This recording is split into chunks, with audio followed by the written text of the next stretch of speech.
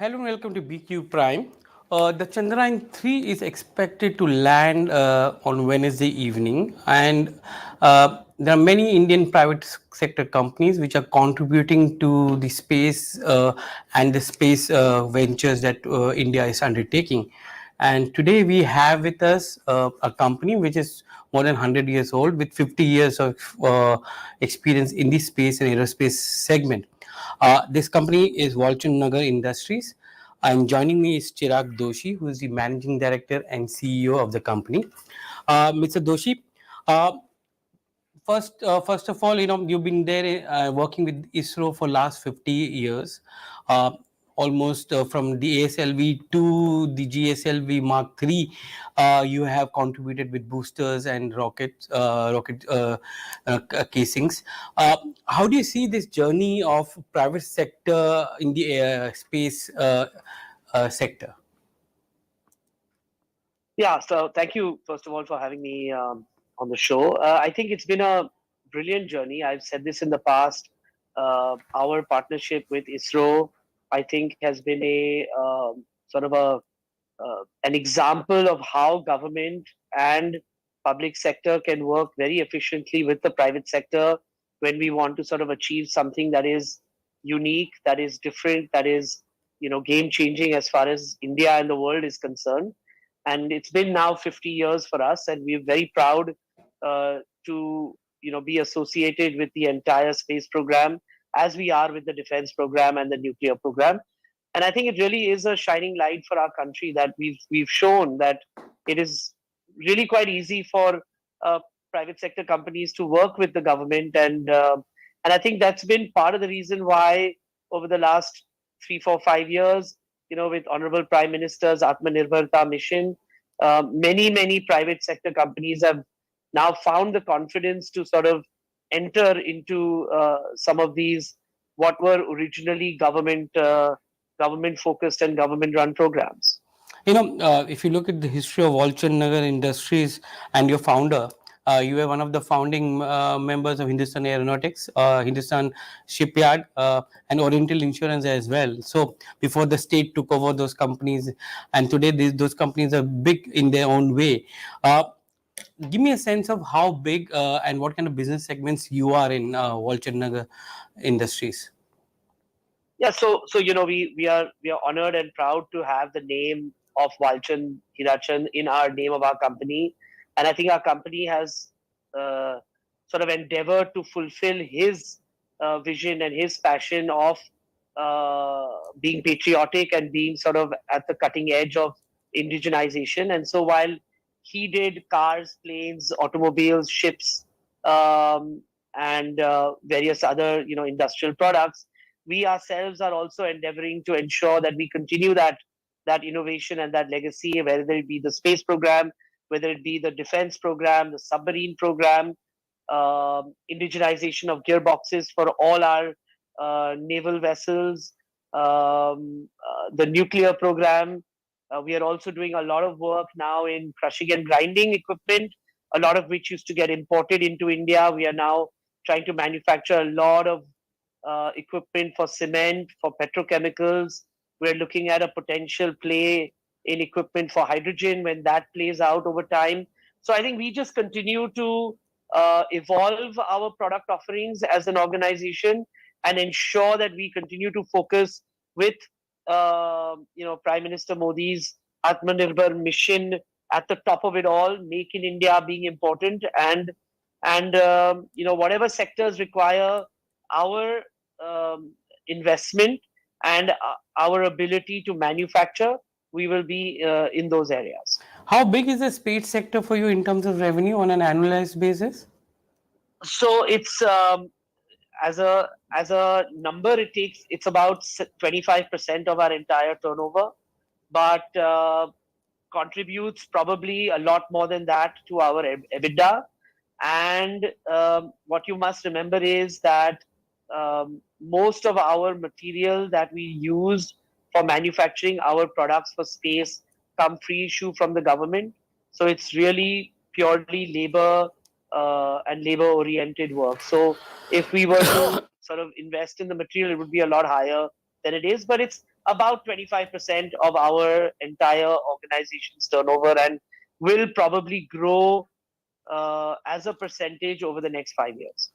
Um, what kind of order book that you see for space flights? Because given the kind of capabilities that you have acquired over the last 5 decades, how many PSLVs or boosters for PSLVs and GSLVs will you be able to manufacture every year? What kind of capability or bandwidth that is there in the organization?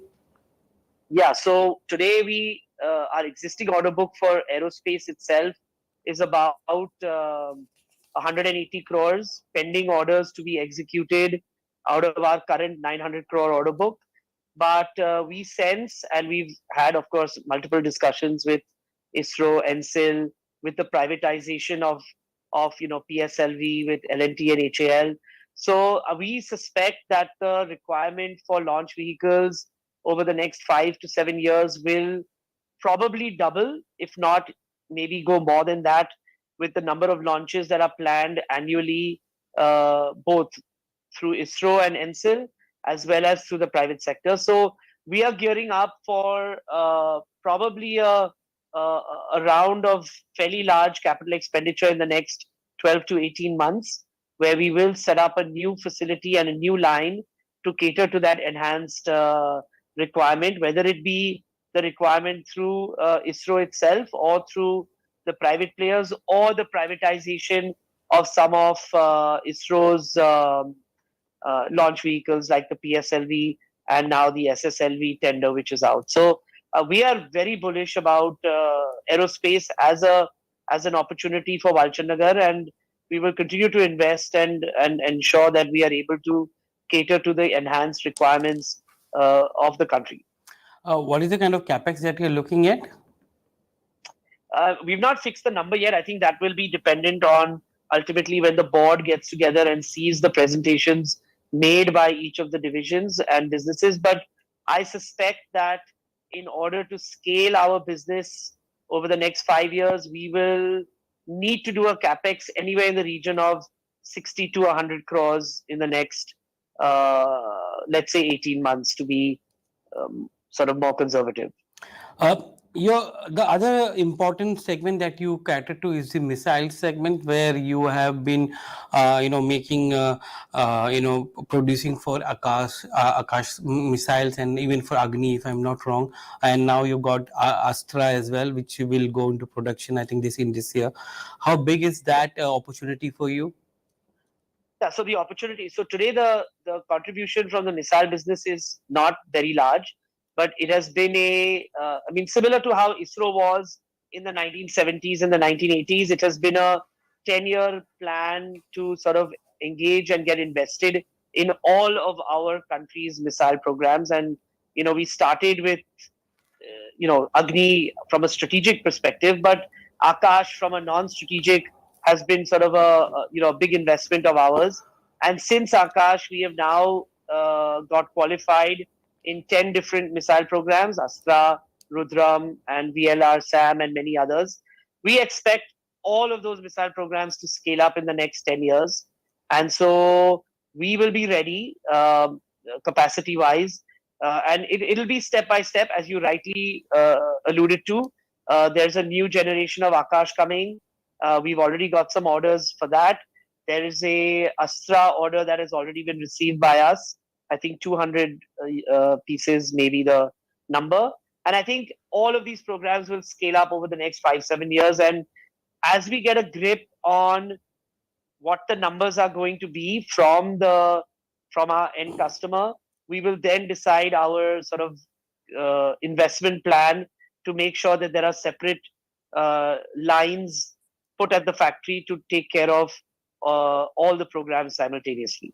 In the sea system, or I think submarines is where you have been doing some work as well.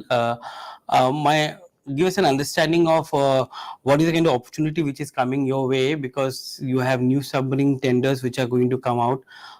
Both Mazagon and LNT are front you know front leaders for bagging those contracts. Apart from that, you have frigates which are there, and you have also corvettes which are coming in, landing platforms which are coming in for many of the uh, shipyards and shipbuilding builders. Uh, One of the shipbuilding companies were telling us that in the next 3 to 5 years, there will be up to 1.2 lakh crores of orders coming for the shipbuilders. So, what kind of opportunity that throws up for you? So, as far as seafaring vessels are concerned, we really focus on two, three areas. One is, of course, the gearboxes. We have done a lot of work in, since 1960 on a lot of our old frigates and corvettes and destroyers, Godavari class and thereafter. So we've built gearboxes for many and a large number of our naval vessels. We've also had the opportunity to build the gearboxes for our Arihant class submarine, and therefore, being a company that has the ability to build a fully silent gearbox for submarines. So I think our focus on all the naval platforms will be first and foremost to indigenize all gearboxes that get installed in our Indian-made vessels, whether submarine or any of the ships. Um, I think the government itself has a desire that our dependence on foreign companies for gearboxes should diminish, if not go away completely. And Walchandnagar needs to be at the absolute forefront of that. Other than the sort of gearbox, we will ultimately want to look at entire propulsion systems. And as we have done in some of the submarines and some of the ships, we will of course look at all the missile launchers that go on board all of these vessels. So those are largely the areas that we will focus on. We're not really into hull building or any of the metal work there, but I think these two opportunities are large enough for us to be completely occupied for many years to come um, in those two divisions of ours. And what about the nuclear space? Because you recently, I think you bagged an order from NPCIL for 250 odd crores for nuclear plant as well, right? So that also takes Yeah, care of a good. What kind of work that you do there for nuclear plants? yeah. So we've been making the core equipment of many of the nuclear reactors that NPCIL and Atomic Energy Commission have built over the last 40, 50 years. So the Calandria, the N Shield, tanks, reactor header vessels, everything that goes sort of into the core of the reactor, and it's highly critical work. It's not easily doable.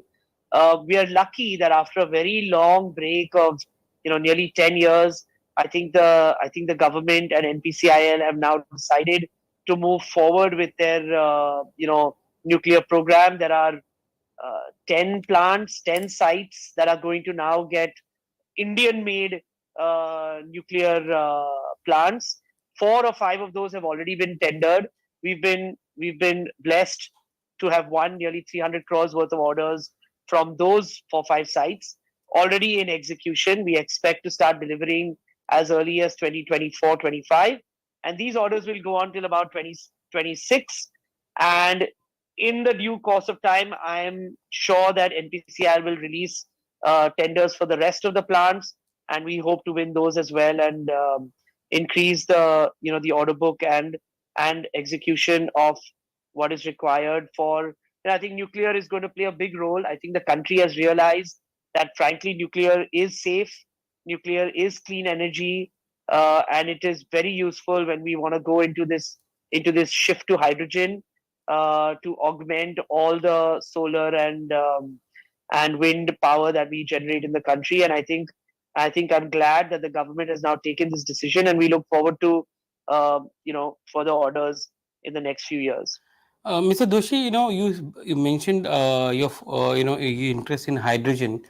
Uh, Give us a sense of how big that opportunity is for you. What kind of investment that would require from your end, and where is your expertise lie within this hydrogen ecosystem? Yeah, so we will continue to always be an equipment manufacturer. I think that, let's be clear, we're not going to produce hydrogen. I think that will be left to many of the other companies who have already announced their hydrogen plans. But for them to be able to generate that hydrogen, to store it, to transport it safely and efficiently, there is going to be a need for a large number of vessels, storage tanks, Um, so we are doing a study and exploring the entire value chain as it stands. And once there is a more detailed plan, we will, of course, in due course of time, announce it.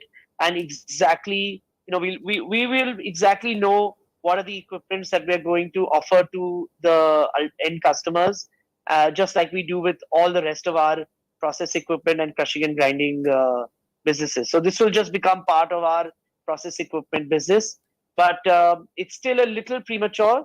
We need to get a lot of clarity on how much capacity is coming up, when it's going to come, where it's going to come, and what are the sort of equipments that people are really going to need from organizations like Walchandnagar that offer a certain quality of and scale and size of equipment that may be required.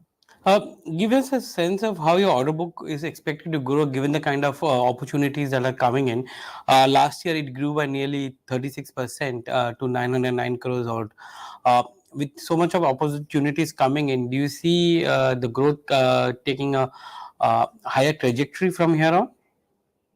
Yeah, I mean, I'm sure we would like it to happen. I think there's huge opportunity the next 4 5 years, and us sort of coming out of our entire sort of restructuring, and the company also gaining a little bit of momentum over the last few months, has given a lot of positivity to uh, everyone in the system. I think with the right amount of cash generation and maybe reduction of debt, there will be a lot of cash in the system in the next 12 to 18 months. Investing that appropriately to expand our capacities in the correct way, and then looking at sort of scaling up, I think there should be no reason why our order book shouldn't continue to grow at a similar pace as it has done over the last 2 years.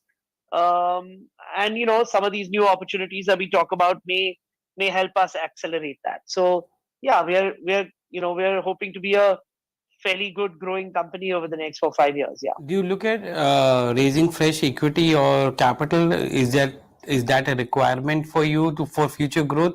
What is the kind of debt, gross debt or net debt, which is there on the books as of today?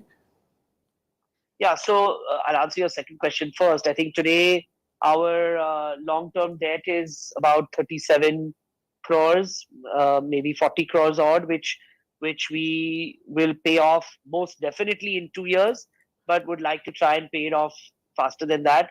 Our working capital limits are about 200 crores. A lot of it is sort of fully utilized, but the cash generation will sort of reduce that over time. So I think from a debt perspective, we're absolutely in the right place.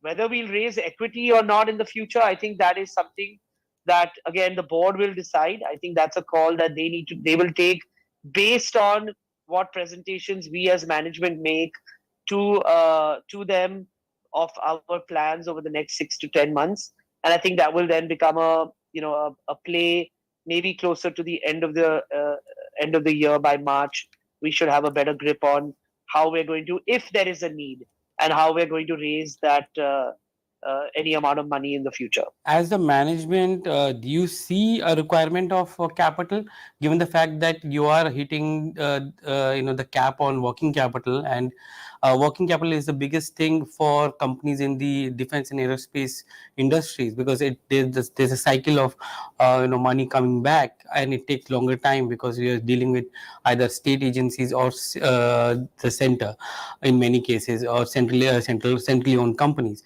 So do you see a working capital enhancement is as one of the key triggers for raising capital going forward? No, I don't think so. I think we've done a really great job of managing our working capital, especially like you said, with even government agencies. But I must say the agencies that we work with are fantastic when it comes to sort of releasing money and paying on time.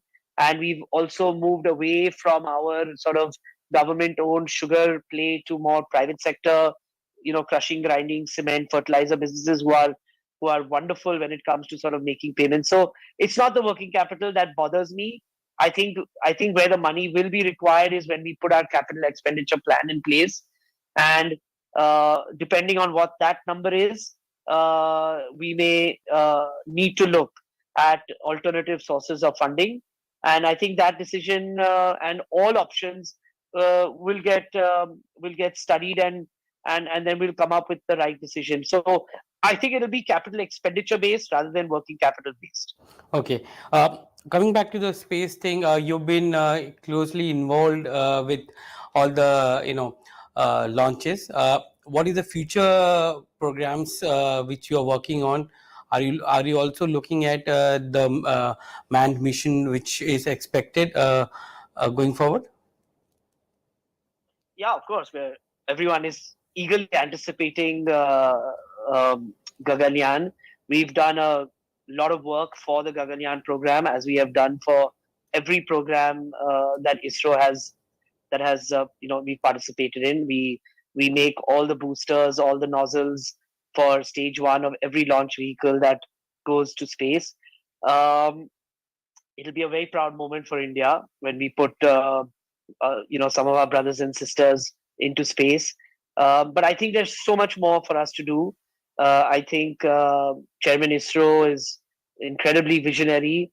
I think the entire space sector is going to have a lot of young entrepreneurial private sector players bringing in a lot of incredible achievements for this country, and we just want to be a part of it in all possible ways. Today we make only launch vehicles, but we are exploring many other areas that we want to participate in beyond just the launch vehicle manufacturing, where we think we as a company can add a lot of value to the space program. So there's much to be studied, much to be uh, uh, brainstormed internally, and then announced to the rest of the world once we decide to sort of enter new areas. But it is it is by far Walchandnagar's number one focus area is aerospace today, and that is by no doubt going to be our absolute thrust area going forward. Mr. Joshi, we're going to see the landing of Chandrayaan-3 tomorrow evening. We wish best of luck to ISRO for that as well, and to you as well for the future space flights that you're going to help, navigate for us. Thank you very much for joining us in BQ Prime. Thank you so much for having me, Jane.